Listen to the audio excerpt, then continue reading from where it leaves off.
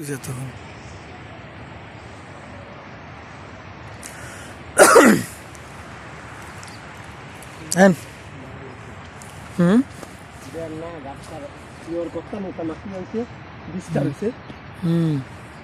আমরা তো উপরে দেখালে গাছ দিয়ে নিচে কত দেখেন,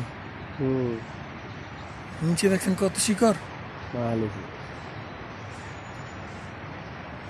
আর তো শিকড় আছে তলে ধরেন কেটে লিছে নিচে তো ডাব যে এমনি এলে একটা গাছ এত তুফান সহ্য করে থাকতে পারে।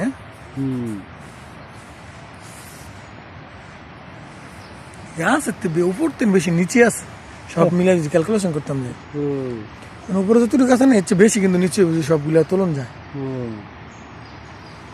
দেখেন নিচে কিন্তু অনেক গেছে 10 আর 5 আর 15 নিচে গেছে অনেক।